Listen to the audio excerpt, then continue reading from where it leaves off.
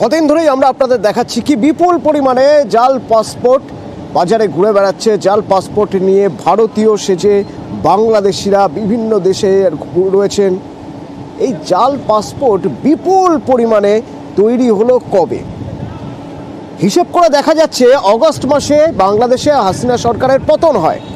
August থেকে November, August, September, October, November, এই সময়ের মধ্যে কতটা পাসপোর্ট তৈরি হচ্ছে জানেন? সবচেয়ে বেশি পরিমাণ, মানে বলা যেতে পারে রেকর্ড পরিমাণ পাসপোর্ট তৈরি হয়েছে এই সময়ের মধ্যে। হিসেব বলছে অগস্ট থেকে নভেম্বরে 1000খানা পাসপোর্ট তৈরি হয়েছে ভুয়ো নথি দিয়ে, এবং সব পাসপোর্টই তৈরি করেছে বাংলাদেশ থেকে যারা অনুপ্রবেশকারী তারা এসে। কাদের মদতে হলো তদন্তকারীরা খুঁজে দেখছে। তবে আর কি কি তথ্য আসছে, এই 1000খানা পাসপোর্ট তৈরি করতে গেলে যে ডকুমেন্টেশন, ভুয়ো তথ্য দরকার হয়, সেই তথ্যগুলো কিভাবে এত তাড়াতাড়ি জোগাড় হলো, সেসব বিষয়ে কথা বলবো। অমিত রয়েছেন সরাসরি আমার সঙ্গে। অমিত, ইতিমধ্যেই কলকাতা থেকে গত 5 বছরে 3000 পাসপোর্ট তৈরি হয়েছে ভুয়ো নথি দিয়ে। এই তথ্য প্রমাণ হাতে ছিল তদন্তকারীদের।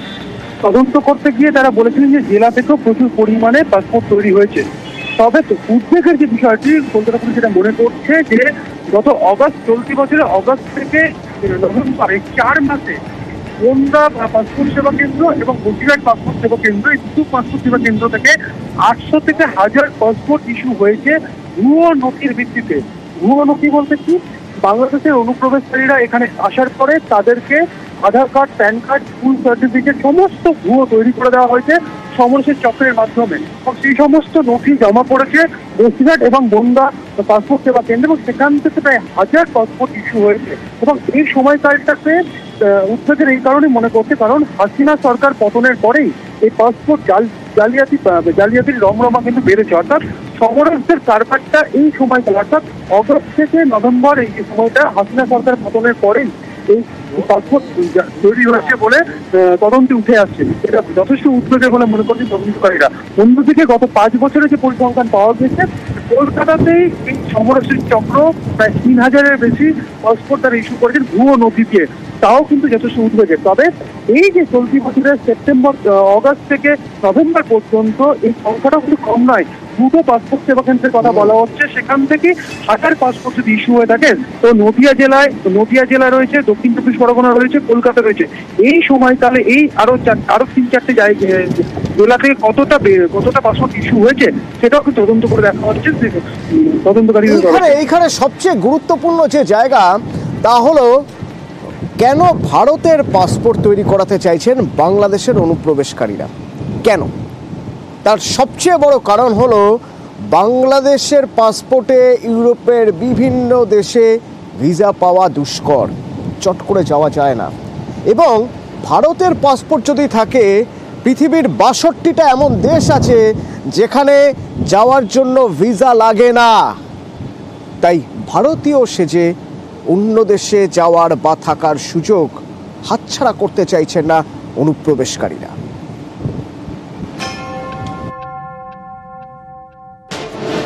জাল নথি তৈরি করে ভারতীয় পাসপোর্ট, সেই পাসপোর্টই চলে যাচ্ছে বাংলাদেশিদের হাতে।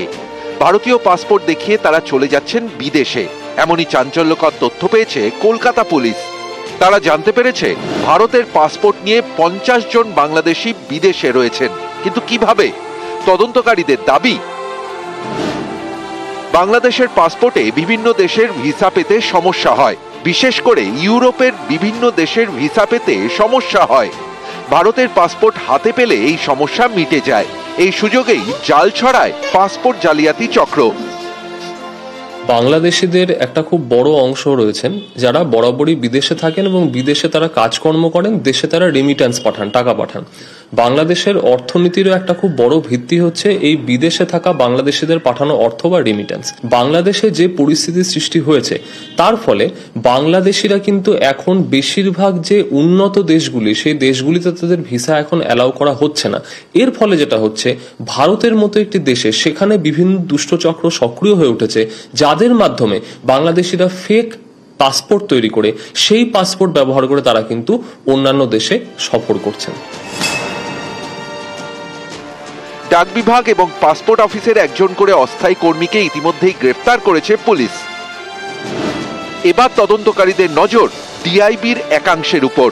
পাসপোর্ট দেওয়ার আগে ভেরিফিকেশন হয়, আবেদনকারীর বাড়িতে ভেরিফিকেশনে যান ডিআইবির গোয়েন্দারা। অভিযোগ, জেলায় ডিআইবি অফিসের একাংশের যোগসাজশেই বেআইনি কাজ হয়। ফিজিক্যাল ভেরিফিকেশন ছাড়াই পাসপোর্টের ছাড়পত্র দিয়ে দেওয়া হয় বলে অভিযোগ। তাই পুলিশের নজর এবার গোয়েন্দায়। তদন্তকারীদের দাবি, এখনো পর্যন্ত ৩,০০০-এর বেশি পাসপোর্ট উদ্ধার হয়েছে কলকাতা থেকে। ৪ জনকে গ্রেফতারও করেছে পুলিশ। চক্রের পান্ডা সমরেশ বিশ্বাস, তাকে জেরা করে আরও একজনের হদিশ মেলে। মঙ্গলবার রাতে বেহালার পর্ণশ্রী থেকে দীপঙ্কর দাস নামে একজনকে গ্রেফতার করেছে পুলিশ। বাজেয়াপ্ত করা হয়েছে প্রচুর নথি এবং কম্পিউটার। ধৃত দীপঙ্কর দাসের আরেক ঠিকানা হরিদেবপুর থেকে উদ্ধার হয়েছে নথি। 5 জন অ্যারেস্ট হয়েছে। 5ম জন যিনি, তাকে আজকে প্রোডাকশন হয়েছে। তার কাছ থেকে হিউজ সিজার আছে, তার মধ্যে প্রিন্টার থেকে শুরু করে কিছু ফেক ডকুমেন্টও আমরা পেয়েছি। কোর্ট 8 দিন অর্থাৎ 26/12 অবধি পুলিশ কাস্টাডি গ্রান্ট করেছে। নিউজ 18 বাংলা। মালদায় কার্নিভাল হবে, উৎসব হবে, কিন্তু সেই উৎসবে টাকা নয় ছয় হবে, এই অভিযোগ নিয়ে পুরকর্তাদের মধ্যে একজনের সঙ্গে আরেকজনের সঙ্গে আরেকজন এর উপর অভিযোগ করছে, ওর নামে অভিযোগ করছে কি না এখানে নাকি টাকা নয় ছয় হয় কার্নিভালের নামে। সেবক রয়েছে সরাসরি আমার সঙ্গে, বলতে পারবে সেবক? তুমি দেখো, পুরাতন মালদা পুরসভা এবারও কার্নিভালের আয়োজন করেছে, কিন্তু তার আগেই ছন্দপতন। কারণ কার্নিভাল আয়োজন এবং তার টাকা হিসেব নিয়ে, স্বচ্ছতা নিয়ে প্রশ্ন উঠেছে এবং এই নিয়ে চেয়ারম্যান আর ভাইস চেয়ারম্যান তৃণমূল পরিচালিত বোর্ডের তাদের মধ্যে দ্বন্দ্ব কিন্তু প্রকাশ্যে চলে এসেছে। শুধু তাই নয়, এই বিষয়টি নিয়ে দলের উচ্চ নেতৃত্বের দ্বারস্থ হয়েছেন এবং প্রশাসনের দ্বারস্থ হয়েছেন খোদ ভাইস চেয়ারম্যান। তার বক্তব্য যে গত বড় যে কার্নিভাল হয়েছিল তাতে লক্ষ লক্ষ টাকা তোলা হয় পৌরসভার নামে এবং যে টাকার কোনো স্বচ্ছ হিসেব নেই, কোথা থেকে টাকা এসেছে, কোথায় টাকা খরচ হয়েছে তার কোনো স্পষ্ট নয়। শুধু তাই নয়, এবারও যে কার্নিভালের আয়োজন হচ্ছে পুরাতন মালদা পুরসভার উদ্যোগে, সেই টাকা কোথা থেকে আসবে, কত বাজেট হয়েছে সেসব বিষয় অস্পষ্ট। অনেক ব্যক্তি স্বার্থ চরিতার্থ করার সুযোগ সন্ধানী এমন অনেকের কাছ থেকে টাকা তোলা হচ্ছে, লক্ষ লক্ষ টাকা তোলা হচ্ছে। চেয়ারম্যানের বিরুদ্ধে অভিযোগের তীর খোদ ভাইস চেয়ারম্যানের। যার ফলে কিন্তু তৃণমূলের অন্দরেও অস্বস্তি, কারণ দলের নেতৃত্বের কাছে অভিযোগ জানিয়েছেন ভাইস চেয়ারম্যান এবং এক্ষেত্রে অভিযোগের তীর যেটা বলছিলাম চেয়ারম্যানের বিরুদ্ধে, যদিও চেয়ারম্যান বলছেন যে অভিযোগ ভিত্তিহীন। যদি ভাইস চেয়ারম্যান প্রমাণ করতে পারেন যে তিনি টাকা তুলছেন বা টাকা নয় ছয় যে অভিযোগ তোলা হচ্ছে, সেক্ষেত্রে তিনি রাজনীতি ছেড়ে দেবেন। সব মিলিয়ে কার্নিভাল আয়োজনের আগেই চেয়ারম্যান আর ভাইস চেয়ারম্যান। শোনা যাক কি অভিযোগ উঠছে, পাল্টা কি অভিযোগ এবং সাফাই। আমিও as a vice chairman Malda municipality চাই যে আমরা একটা বড় কার্নিভাল করব। সেইখানে আমি বলেছি যে গভর্নমেন্ট অ্যাক্ট, পৌর আইন কি আছে সেটা দেখে এগাতে হবে। গতবার তো কার্নিভাল হয়েছিল, সেইখানে কিছু অনিয়ম হয়েছে বলে তো আজকে এই জায়গাতে আমরা দাঁড়িয়েছি। সেটা মেনে নেওয়াটা আমার পক্ষে ঠিক হচ্ছে না। কি চাইছেন কার্নিভালের? স্বচ্ছতা বজায় রেখে সবকিছু হবে। দলের মিটিং এ বলেছেন? মানে দলের আমি দলীয় নেতৃত্বকে জানাবো। পুরসভার মিটিং? হ্যাঁ, অবশ্যই বলেছি। বোর্ড অফ কাউন্সিলের মিটিং এ বলেছি, হাউসে সবাই জানেন। যদি কেউ এটা প্রমাণ করে দিতে পারে কার্নিভালের নামে কোনো মানুষের কাছে কোনো অর্থ চেয়েছে, যদি প্রমাণ করে দিতে, আমি রাজনীতি ছেড়ে দেবো। যখন বোর্ড অফ কাউন্সিলর মিটিং হয় তখন সবাই সর্বসম্মতভাবেই এটা সিদ্ধান্তটা হয়। এখানটায় কে আপত্তি তুলেছে, যদি আপত্তি তুলে থাকে যদি কোনো ব্যক্তি বা কেউ, সেটা আমাদের নিশ্চয়ই ওখানটা রেজুলেশনে হবে। দলের কাছে যদি কেউ বা কারা যদি অভিযোগ জানিয়ে থাকে, নিশ্চয়ই আমি দলকে বলবো। বর্তমানের মেমারিতে এক মাদক পাচারকারীর ডেরায় হানা দিয়ে টাকার পাহাড় পাওয়া গেল। শুনবেন কত টাকা পাওয়া গেল, আর কি কি পাওয়া গেল। শরদিন্দু রয়েছেন সরাসরি আমার সঙ্গে। শরদিন্দু,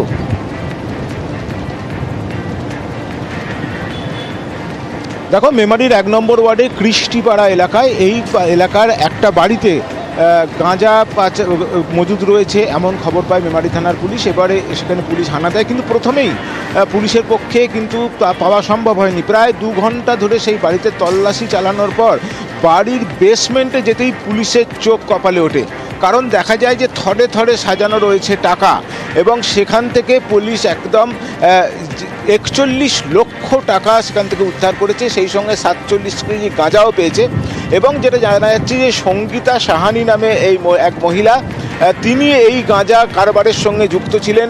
বাড়ি থেকেই 100 টাকার এবং 50 টাকার পুড়িয়া বিক্রি হতো, এছাড়াও 1 কেজির বেশ কিছু গাঁজার প্যাকেট পাওয়া গেছে। তাই মনে করা হচ্ছে যে একেবারে খুচরো বিক্রেতা থেকে পাইকারি বিক্রি সব কাজই করতেন এই সঙ্গীতা সাহানি, এবং এই গাঁজা বিক্রি করেই এই 41 লক্ষ টাকা মজুত করেছিলেন বাড়িতেই, এমনটাই পুলিশ প্রাথমিক সূত্রে জানতে পারছে। সঙ্গীতাকে আজকে বর্ধমান আদালতে তোলা হচ্ছে, এরপরে তাকে নিজেদের হেফাজতে নিয়ে এই ঘটনার সঙ্গে আর কারা কারা জড়িত, কোথা থেকে গাঁজা আসতো, কোথায় তা পাঠানো হতো, কিভাবে বিক্রি করা হতো, এই চক্রের সঙ্গে আর কারা কারা জড়িত, এইসব ব্যাপারে বিস্তারিত জানার চেষ্টা চালাবে পুলিশ, এমনটাই আমরা জানতে পারছি। অতনু, ধন্যবাদ।